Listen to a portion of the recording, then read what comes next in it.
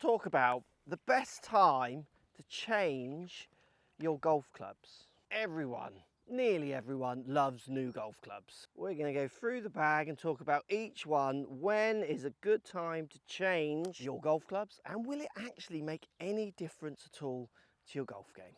So let's kick this off by looking at your iron set. When should you think about changing your iron set? This is a really interesting question because obviously there's a lot of opportunities within a set of irons to gain and to lose. So big changes I see with iron set. Number one is lifestyle changes. So I see lots of golfers who played at kind of teenage level into early 20s, go off to university, have families, life hits them, and then they come back to golf maybe mid-30ish, and they're still using the irons they used when they were 19, 20.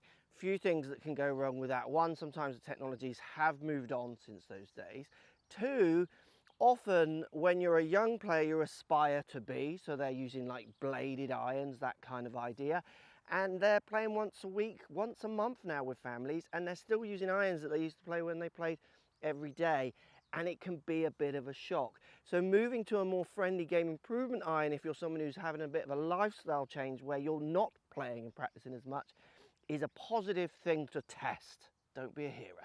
Next would be launch characteristics. If you start hitting some shots, or you've started hitting shots over time, slowly losing launch, so the ball going a little bit lower, you're struggling to get it in the air from different lies, this is when changing a model of head can move the needle in launches, like it does. If I try something like a kind of bladed iron up against some of the biggest cavity backs, we see different launches and sometimes peak heights, which can help golfers find more targets, hit the odd more green, carry the odd bunker, get out of the rough more successfully. These are all things to consider when getting or considering getting new irons. You don't just need to persevere. You can make a situation much better for yourself. And think of your iron set as a set of clubs that don't have to link. And what this means is each iron serves a purpose. If you look at my set, I have an interesting set where I actually have two clubs with the same letter on the bottom. So I have two pitching wedges. I have one with my stronger lofted set and one that's more truer lofted. They're not the same loft, even though they're the same club. I've had sets that have two 6 irons. The clubs just need to hit certain distances. It does not matter what is written on the bottom. All your irons need to do is blend with each other and blend for you. Remember, some of you are going to launch longer irons, not very high, and short irons fine, so you might change them up. Think of your iron set as each individual club doing what it can do for you. If your clubs aren't doing that, that is a reason to think about changing. And on that point, I still see far too many golfers with 3 and 4 irons, maybe even 5 irons that they can't hit in their bag. Make sure the top end blends with bottom end and top end. So whatever you go into after your irons, are they blending? There are loads of reasons to think about new irons. Some of them might affect you, some of them might not. But there are plenty of reasons to think about new irons. What about your wedges? When do they need changing? Well, first point with wedges, if you've got old worn away grooves, let's say you've got trusty favourites and these have all worn away, then you will get a little less control, a little bit more inconsistency with your strike. Now, for some people, they like the feel of a consistent wedge that they've gained for years and they stick with it. But the players on the telly, the people that really, obviously they're getting them for free, they care about their performance, but staying consistent, they're going to look after these to the utmost. Things like adding maybe a chipper in there is a good idea if you're someone who's got the old EBGBs with your chip in. Don't be out here struggling, don't be proud, get clubs that work for you. Chippers can really help. I own a chipper. As someone who has struggled with their chipping, I love the fact that this is in my bag as a safety net. Making sure you've got the loft to do the tasks. So does the loft of your wedges, no matter how many you've got, do they blend with your iron set? So does the pitching wedge or the most lofted club in your iron set move into your wedges seamlessly? It needs to.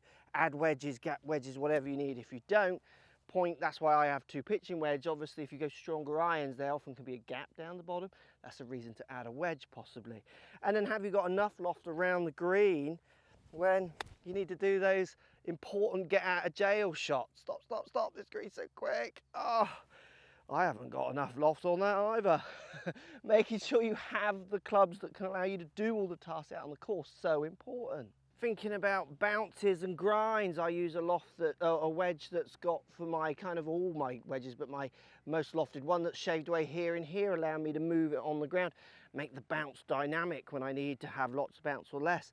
Understanding a little bit how your wedges can and can't hurt you on the course is a reason to get rid of any of the ones that are hurting you and start adding ones that are helping you. Do your wedges blend with your set? This is a common one. I use game improvement irons, so I've now gone for more game improvement wedges, more cavity back, slightly bigger in appearance. It blends more with the iron that I play. So many golfers just go for player style wedges when maybe a little bit of help, a little bit of blending distance as we talked about, but also feels and looks by going maybe not traditional bladed wedge when most people are watching this video are nowhere near blades with their irons. Bit of help even in the wedges, can't go wrong with that. Obviously having a wedge that allows you to flip the ball up like that, super important too.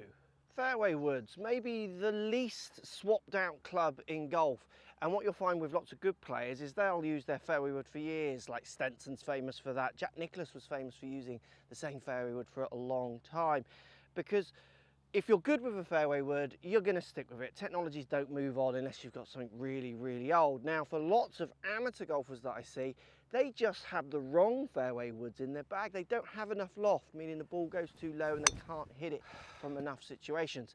You get some players who play their fairway wood predominantly from the ground, and then they don't buy a ground-centric fairway wood. Some fairway woods are designed to be really low profile, easier off the ground. Some are a little bit deeper, so the player who likes to hit it just from the tee, they've then got the low profile one, doesn't work from the tee, but does work from the ground, so they have this kind of hole. For lots of amateurs who lack speed, getting more loft on your fairway wood, so just having a 15-degree 3-wood fairway wood, which is what lots of people have in their bags, is not good enough for a huge chunk of people watching this video. 4 woods, 5 woods, 7 woods. These clubs often can go as far as a fairway wood on average. So yes, they hit a fairway wood like a 3-wood longer if they hit their best, but on average, when they've put some tops in there, some situations where it just flops out along grass or from a slightly downhill lie on the fairway, on average, the 5-wood gets up in the air a bit more because of the more loft, it suits their speed, and they get more out of it in many different situations. Even though a fairway wood fun, you'd listen to pros talk, will say, oh, we don't change fairway woods much. Amateurs, once you find one that works, same thing. The problem is, loads of you have the wrong fairway woods. Get more loft unless you've got a lot of speed on that fairway wood where you're going to hit it from the ground and try and advance it. Definitely changes could be happening in this part of many of your golf bags. The putter. This is a big one that can be changed on a feel basis. Some people just move the needle, shift the feel with a different putter. Doesn't have to be scientific, it can be that for lots of golfers. You're going to look at things like different shapes. So do you want mallet or classic? Do you want loads of lines, no lines? Things like the neck where this joins, so center or out here, and even the curve on the neck might affect and influence the way you swing the putter. And work with some swings and not others. That's again something for you to go and test. Also, grip size is really important with putters. Just changing a grip size and a grip shape for some golfers on the putter they already own can shift the needle, or shifting all the putter shape and grip and feel can do that as well. When it comes to putters, there's a lot that can be done. Things like loft, so you can change the loft subject to what you deliver. Putter fittings are things that people don't think about enough and should do. You can move the needle with your putting. It might be emotional based. It might not stick around forever, but it is one of those clubs that you'll find golfers do tend to change time and time again. Apart from the people who love putting, they stick with their magical wand. Putters, you can find some love in a different putter. Hybrids, this is a big area I think people can improve on. I have two. I have a 22 degree and then I also have a 20 degree. The 20 degree blends with my 3-wood, the 22 degree blends with my powerful 20, plus my most longest iron, which is a 6-iron. Yep, a 6-iron. Most golfers I teach, like most, do not think about their hybrids. They just bung a hybrid in. And they use things like the 4 hybrid is the equivalent of not having my 4-iron. That is not always the case. Go and get more fit for your hybrids and blend them to whatever irons you end up with. Golfers just don't. They relate the number to like an iron. That's not always the case, subject to how much speed you put in, what launch you play, you hit with them. Also, what situation do you play them from? Are you using from the rough more, 50-50 with the rough and the fairway? Do you use them off the tee? You can look at different shapes, different sizes.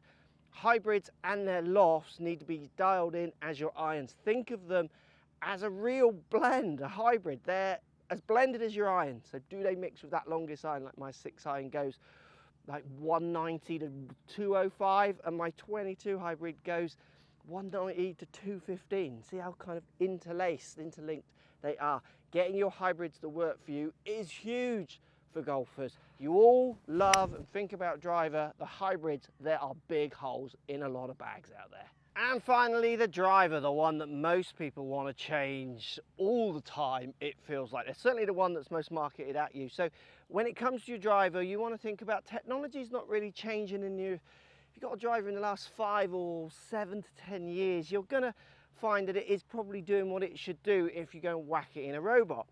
But think about it, in the last 5 to 10 years, how much have you changed? Are you swinging faster or are you swinging slower because you've had an injury, a life change like with the irons? Are you hitting down and across big, low kind of rising cuts off to the right, these big kind of spinnies? Or have you turned into like a big high drawing kind of player through lessons? These changes will make you have to think about dialing in the loft, think about dialing in the lie slightly, what head you use, so you could have weight back, weight forward, weight in the heel, weight more in the toe. Maybe think about what kind of shaft you use. I use a 50-gram shaft. I use a very light shaft. I'm trying to hit the ball as hard as possible, swing as fast as I can. Standard in most drivers comes out at 60. I'm swinging it around 115 miles an hour tops out, maybe, depending on what launch monitor you measure me with.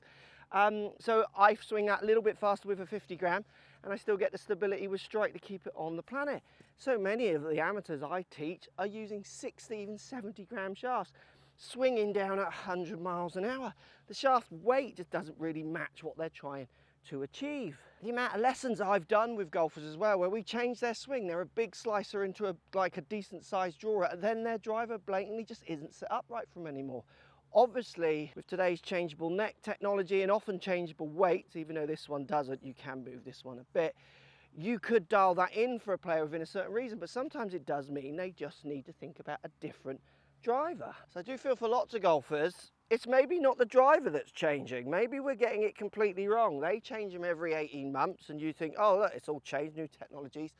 But I would say maybe it's us that are changing. Me, in the last 10 years, as someone who is aging, life is changing, don't play as enough, I've changed. I've gone from using a low spin version on this club, which definitely gives me my longest numbers, to a medium spin club, because this gives me my longest, that is a rip. This gives me my longest numbers on average. Maxing out this club is something golfers are not doing, and that is often because they change. The player changes, a lesson, a delivery. We get older, it's horrible. We get older, we get more stiff. We can't move the same way, which means we push the ground differently, we make different swings. Definitely for lots of golfers, there's gains to be had in that club, but it's not always where they think it is. And the noticeable mention here has to be if you like bright, shiny new things. Like if you like bright, shiny new toys, get as many as you like. That's as fun as anything else. I love this, it follows me. I don't need it, but I like it. Bright, shiny new things, good. If you want to find out how to hit any of these clubs better, let's go to driver. This video will show you how to hit it better. That's the real key.